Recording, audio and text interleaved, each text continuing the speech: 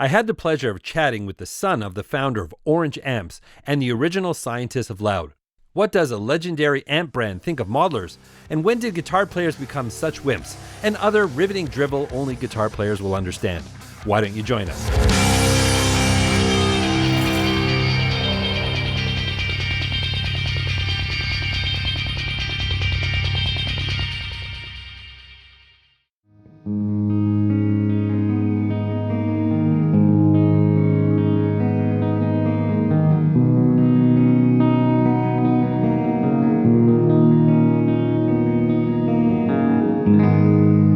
Hey there, I'm Dan, the self-proclaimed Lonely Rocker. Thank you so much for joining me today. I'm really excited. Got a really cast of characters here. We're talking Orange Amps today. Yes, Charlie Cooper from Orange. It's a pleasure to meet you and get a chance to chat with you. Cheers. We're going to get into some good stuff. And Colin Scott, the Science of Loud. Science of Loud. I'm glad to be on this Dan channel. I've been watching this guy for years, so it's nice to have you in this video for nice the first to meet time. a fan. Anyways, of course, here at 42 Gear Street 6, lots going on, and nothing sounds good until we start connecting them together. So we do want to mention Summer Cable because they've been gracious in keeping us well connected at this event. And it's been a very humid few days, so we want to thank Sweatwater for all. And I also must mention the wonderful Valiant Guitars who provided these most excellent guitars for this video. Well, you're here with some various products. I know the OR30 is something we want to talk about, but I wanted to kind of shift gears a little bit because I know you've probably been talking about circuits and tubes and this and that and the other, but it's a very interesting time in history to be a guitar player. And I'm sure as an amp manufacturer, certainly with the legacy of the Orange brand, and competition is coming from places that probably you never imagined. And you're now dealing with a marketplace where there's a whole legion of guitar players that have grown up in the digital age. And as someone who has a YouTube channel, and I'm kind of a hybrid guy, I love amps, and I will always be rooted in amplifiers, but I've embraced the digital. I wouldn't have a home studio if it wasn't for digital conveniences, and it creates efficiencies and things like that. But to me, it all starts with that tone, that thing I want to create. I'm not a preset guy. So I wanted to kind of get into this discussion. I know you got some opinions, and I know you want to feel the market. It's that attitude, and it comes from players who've never plugged into an amp. And they've bought into the conveniences of modelers. So I thought we'd kind of spitball on that a little bit, get your thoughts on that, and see where we go. Sounds like a plan. Yeah.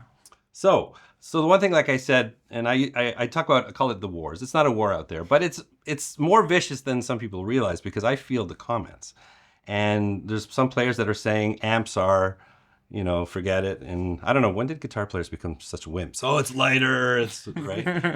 That's the conversation we keep having with Aid. It was like, he's going, when did they become wimps? Why do they want everything lighter? Yeah. Back in my day. Yeah, agreed.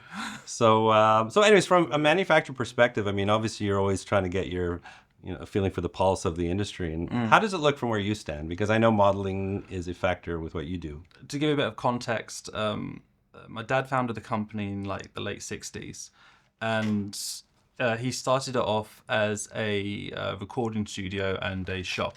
And the idea was you had all these like musicians coming in and they were trying to find a new tone. So what would happen is they would end up recording their guitar, and then on the mixing console they'd change and play with the EQ to get a new sound.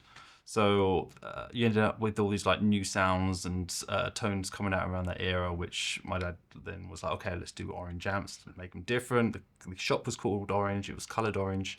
So he kind of like went with that. And so my dad is like, he founded it and he's still at the company and he hasn't changed. he's the same, exactly the same guy. So he's always kept it like, just keeping, it's analog, I think some of it as well is we know that there's been new technologies coming out when like modeling amps and before modeling amps, even a lot of it was like you'd have like Revolver, RK Multimedia, Amplitude, all these like really good pieces of software were coming out. The discussion at Orange initially about it was some of it was fear and panic. It was like thinking, there's actually people can get these companies are advertising you can get this like our tone without any of the costs, without any of the luggage, maintenance, concerns about portability. You need to the whole learning process of how to use a guitar and an amplifier and what instruments to choose it's all been simplified, and you can use the power of your iPhone, and you can use the power of equipment you've already got. So there was like, but I think it was a bit split, the views, because some people at Orange were like worried, and then some people were just thinking, well, it's a different way. You know, there's an opportunity for us to say, hey, you can get like the Diet Coke of our tone, and you can and then later on you can get the full fat Coke later on. So I think like around the time for us specifically, I think it was 2010. I was working on. I just like officially joined Orange. Before, I was kind of like, my involvement had kind of been like unofficial, part-time uni, and when I wasn't at uni, I was doing a bit of helping at the company. And I'd come up with this product called the OPC, which is a computer. And I was showing everyone at the company like, oh look, yeah, this modeling stuff, you know, can be really cool, and we can be part of it. We can accept. Look, we can't do the software. We're way too late in the game. But we can do like hardware around it, and we can just do a cool computer. And so around that time, we partnered with IK Multimedia. They like got a really good tone. They kind of like nailed it, and we're like, yeah, this is great. And then over time, it's just been getting more and more convenient with like modeling amplifiers that you don't even need the operating system or an iPhone or anything. And it's just been getting better and better. But I kind of see it as different audiences now. It's evolved to the point where it's not just, it's not like a race to get the identical tone. And the conversation's changed to be more about, you know, it's kind of convenient to get an idea of what all these different sounds sound like. Sometimes you're just doing a small gig, you don't really care too much enough to kind of lug a Class A amplifier around with you. So, and now I think it's just kind of like you just got these different ecosystems, and they're just kind of cohabiting now. It's like very early on there was a lot of worry and concern in the industry, and that's kind of, it's not there anymore. I feel like that. Yeah, well, I know where your passions lie, and you know, being the YouTubers, we get to feel the comments and get a feeling. I personally think there's something desperately missing in a young guitar player if he doesn't feel what a real amp feels like.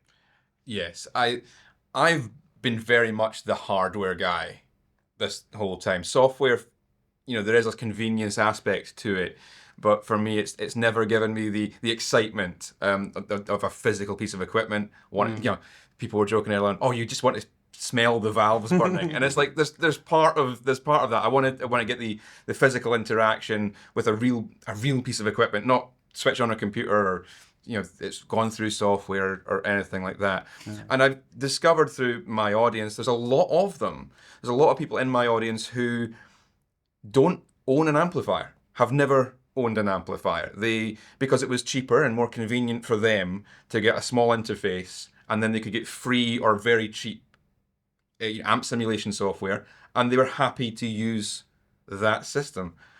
And it does break my heart somewhat, because there is something so wonderful about physical equipment. And the people who have come from a software background, bought their first valve amp, and they're like, oh, this is what people are talking about. There is something different with that. Yeah. And it's something I particularly like with Orange, is that other companies, and quite rightly, I'm not disparaging them for this, they're chasing modern features, and they want to put as many modern features into the back end of their physical amplifiers as possible.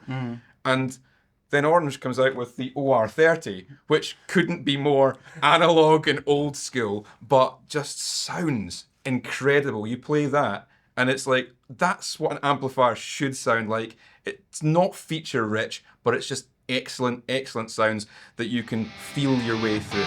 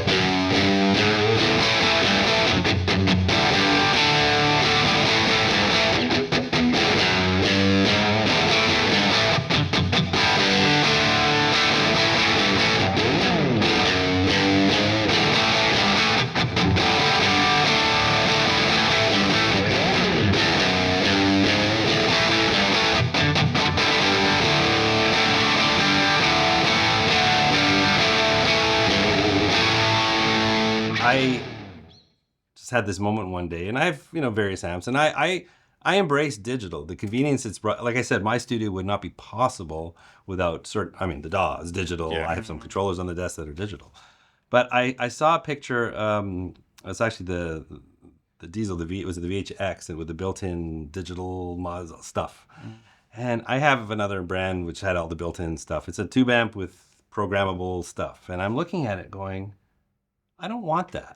Because amps are built to last. I understand planned obsolescence is a great business model if you can get away with it, but it doesn't make you feel good.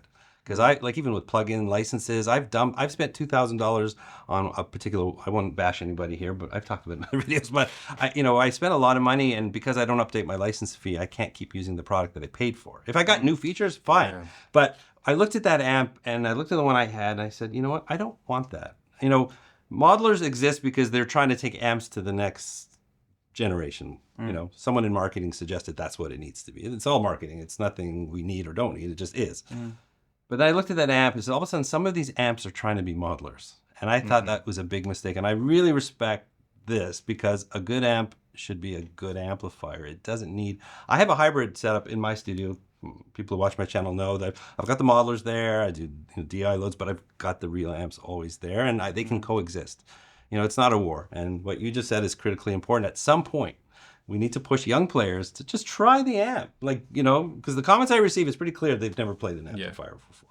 So, but keeping the amp pure, to me, and okay, I'm the old codger in the room, I don't know, but I that's what an amplifier is for me, and I don't want to pollute it with parts that maybe, if they decide to walk away from that platform 5 years from now and that digital thing craps out, then you got a piece of this amp that will never be repaired, and you just spent $6 or $7 grand on something you can't fix. Right? At the same time, I was having a discussion with Andrew Baina last year at Gear Street, and one of the videos we were talking about there was software versus amplifiers, because he's for a long time almost exclusively software. But what convinced him to get into physical amplifiers were the amplifiers that did have some of the digital convenience built into them. He described it to me as the stepping stone that finally convinced him that valve amps are a good idea. And now he's exploring more pure versions. I should, but just having that little stepping stone might be something that could ease people into the world of it. So you're learning two different kinds of two different universes, right? So you can either have a guitar player who's entering from the digital side of things, so they do all the research, and it's kind of also rewarding when you get the right software, the right hardware, and it all works perfectly. And that feeling is the same when you are when you're looking at traditional amplifiers. You do all the research, you learn about tubes if you're getting a tube powered amp, or you learn about op amps. Okay, what makes it important. But then it's rare that sometimes those two worlds collide. Essentially, you're isolated to, I know this, I know about digital, and then someone's trying to teach you, or someone's trying to say, hey, this amplifier which isn't digital has all these features. It just goes over your head, right? So having the stepping stone is literally going to maybe it's kind of what kind of bridges that gap and kind of creates those new audiences where they can just converge, right?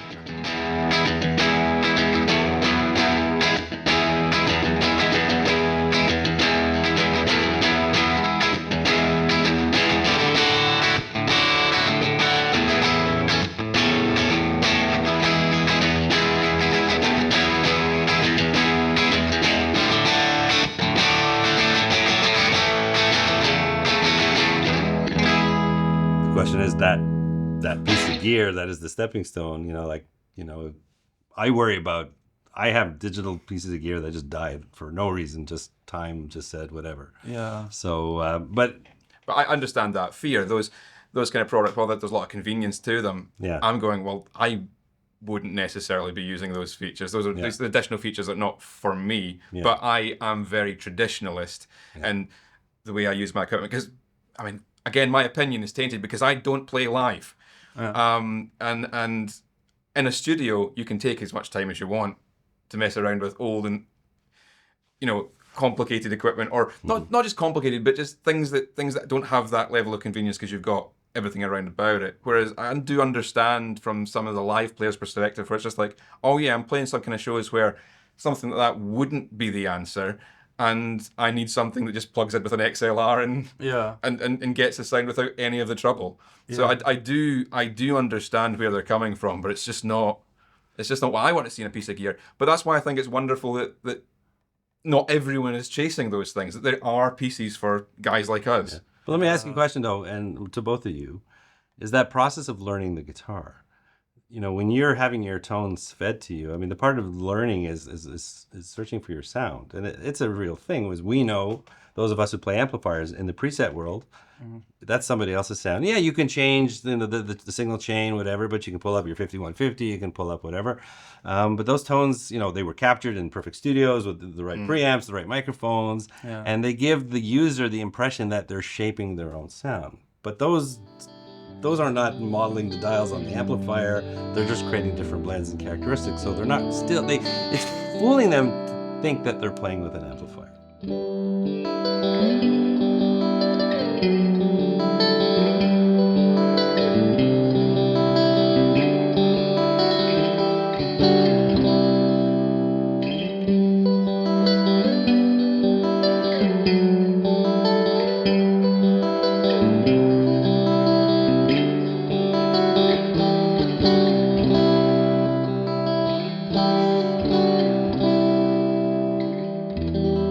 Is that an important step a young guitar player is missing if they don't get to feel that organic relationship? It can like work multiple ways. Imagine like someone learning how to create their tone and using exclusively digital gear, and suddenly they go over to a traditional gear, and then they think, oh wait, why doesn't my traditional gear sound anything like the digital version? And it's because even like across like this one amplifier can like sound different through every different production run. There's loads of little nuances that happen. Same reason, like if you get in these digital amps, you often have oh, this is like a vintage Marshall or a vintage Orange, and really like there's no often. Especially with vintage gear, it sounds totally different because if you play a real, I feel unfair saying like traditional is the real one and the digital's fake in this combo, but when you like play a, You can say that here. okay, cool. Well, when you play it, it for real, then you're like, oh, that doesn't sound like the digital version at all. And then sometimes I wonder if someone would ever just go back to the digital one because that's what they're used to. I wonder like how close we are to that point where that's the preferred one as well. That's maybe speaking to me because I got so familiar with the physical gear, you know, analog stuff, that going into the software digital realm, now when I hear that, I go, that doesn't sound right. And even when I'm tracking something, there is a certain convenience to going at the DAW and using plugins to like capture sounds and that. But I always then reamp that back through physical equipment again because I came up with a term which I called electrical inertia. I don't know if it's, but like there's something about the way the voltage and the signal goes through physical components that just softens off a lot of like transient detail that you still hear in the digital, because the digital can react as fast as it wants. But there's some sort of inertia that for the electricity going through real, you know, valves or transistors and resistors and all sorts of components where it's just like,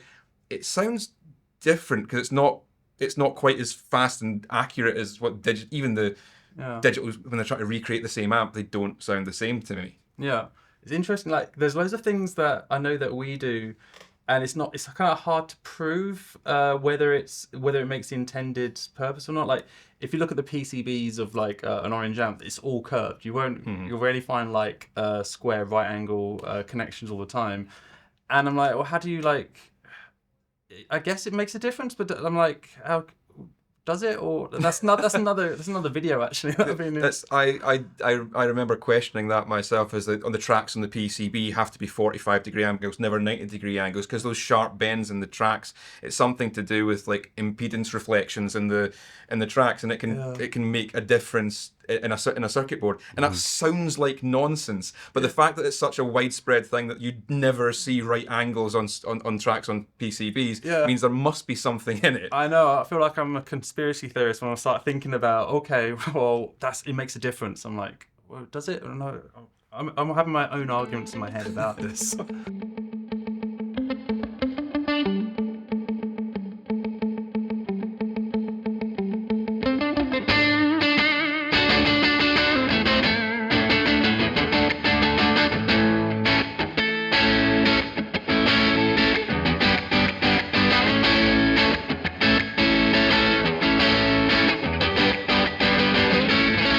Now, we can get really technical in all of that, but there's something that I think should not be overlooked. That I think is, if you've never played a real amplifier, and the young players never played a real amplifier, it's that healthy fear. The fear. When I say fear, I'm not. I just remember, sometimes you don't realize that it was on loud, and you plug it in, you get blasted. It's like that's a level of respect that you have for that machine, and that's a similar memory is the first time I had an amplifier with a spring reverb unit in it, and you sat it down just too hard, and it goes clang. And you go, oh shit, did I break that? What happened? And just the recognition, there's a physical thing in there that rattles. But that is a thing, though, right? Yeah. Because playing is all emotion, right? And when you take out some of the fear, the insecurity, take away the predictability, I think that factors. It's huge. In that performance. I mean, even sitting here, having this conversation and twisting my neck at you. Sometimes we talked about this before. Sometimes we want to play and hear the amp and stuff, and we're hearing the amp, but it takes away from the emotion of this conversation because I'm worried about this. So if you take away that fear, or we'll call it respect, I think it is a factor for me, anyways. I don't know. Maybe I'm looking too deep. I don't think you are. Some of the objections that I've heard from players who are into software is that there's a certain level of, I don't know how, like hooking up a head to a cabinet and there's impedance and there's cables and I don't understand any of this and it scares me. There's this maybe that's a fear, but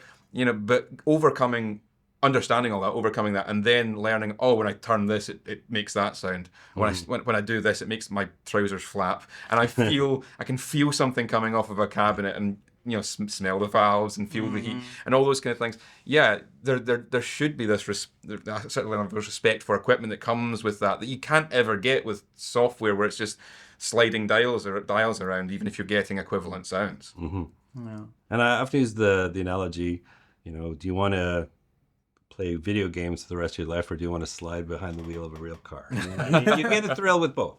Yeah. Right? But, we're in this, especially when we're not going to get into AI and all that stuff, but all the technology is pushing us away from real. Yeah. And I don't think, because I'm, from a certain generation, I like to experience. I like to have conversations with people. I'm glad we're not staring on our phones. I've done so many Zoom interviews because I'm in Canada, people, whatever. It's so nice to be in the moment and experience it for real, and that's what an amplifier for me is all about. And then when we're talking about a legacy brand like Orange, that's just adding to that whole thing, I think it's something that's really missing in a lot of players. And I think the best way, in my mind, to get kids to understand that, we all played what our heroes played.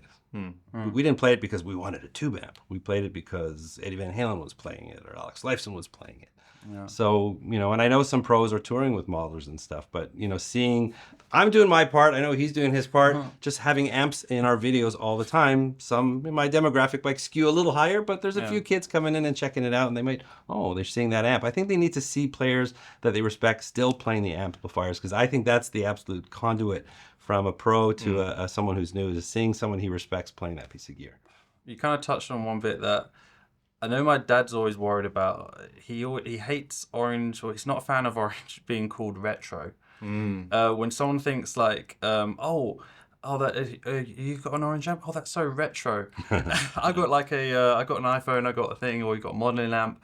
Because I guess from our perspective, it's not even tradition. It's just kind of what we know. We're not even going to pretend or try to dabble in digital amplifiers or digital modeling. Everyone else is essentially they can do it better. We can't beat them at that. So we just kind of keep evolving amplifier technology, but keeping it. I was going to say not even keeping the same. I guess the thing that's consistent is the tubes. I guess that's probably the oldest thing, but the design and how they're pushed changes, and how the circuit works changes. It's just kind of it's interesting just thinking about. Would you think of traditional amps as retro, or how would you see it? What is are we currently all too old in this room to have any real context on what anyone younger than us would consider to be retro? I get goosebumps when I smell teak. So I'm going to be reading the comments on this video. I'll be really curious. I certainly have never considered Orange to be a retro brand. legacy in the sense that it's been around for a long time, but I think what Orange have done fantastically, and I think it's another point about why, showing the amplifiers, people using amplifiers to inspire people, was because having physical amplifiers looks cool. Yes. And Orange, what they've done is it's a consistent look from the beginning until now. So it doesn't look old-fashioned because it's never changed. Yeah. Because some other brands have updated the looks and updated the logo. When you look back, it's like, oh, there's the old ones. But I think there's a consistency of a through line where it's no matter what era you encountered Orange, they've looked a certain way. Yeah. And maybe for some people that's not the look they want. Yeah. But it's a look that I've come to love, and I know that, especially in my audience, the people who have bought their first amplifier, huge proportion of them, it was the Orange Crush. Really? Yeah, huge. We have a little community Discord page, and people post the gear that they've got, and the amount of little Orange combos that are posted up in there, and that's our first amplifier is quite unreal. And that might come down to the fact that I've got Orange amps sitting in the videos. So when we started the Crush, because that was like a big step for us, because that was the first time we started using Asia for manufacturing. I used to work in my dad's guitar shop when I was like a kid, underage working for like cheap, right? So family business. Yeah, that's what happens. And so of course, whenever someone came in, it'd be like, oh hey, this is little Timmy, my son, and he's getting into playing guitar. What can I get him? And I'll be like, oh, I've got this Orange Oriverb. This is great. And it's like, and she's like, oh, he might not keep playing. I would rather get him something that isn't so expensive. And then my heart would break because we didn't have anything in those price brackets. There's nothing as an easy entry point for discovering the Orange tones in our company. So at the time, my dad made friends with a factory in South Korea.